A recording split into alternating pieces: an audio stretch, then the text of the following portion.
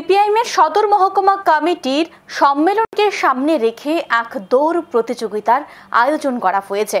Agartala jail আশ্রম রোডস্থিত CPIM party অফিসের সামনে থেকে সে দৌড় প্রতিযোগিতার শুরু হয় এবং সেখানে উপস্থিত ছিলেন সিপিআইএমের পশ্চিম জেলা কমিটির সম্পাদক রতন দাস।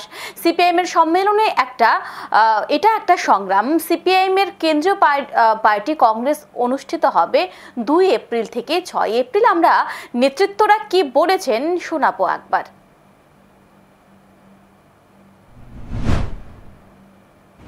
আমাদের সম্মেলন সিপিআইএম এর সম্মেলন আমাদের কাছে একটা সংগ্রাম।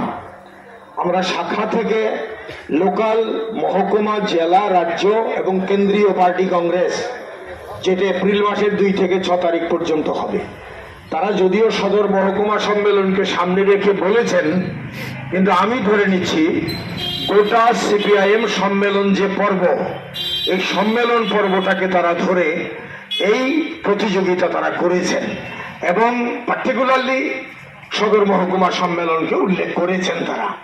এটা একটা, আমি মনে করি এটা জনগণের দৃষ্টিতে আমাদের দলের যে সাংস্কৃতিক, ক্রীড়া এবং সামগ্রিকভাবে শিক্ষামূলক যে উদ্যোগ, তাকে তুলে ধরা।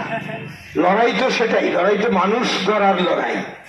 এই লড়াইটাই আমরা করছি। বক্তব্যের মাধ্যমে তিনি আগামী দিনের কর্মসূচিও তুলে ধরেছেন। এখন সময় বিরতির, সঙ্গে থাকুন।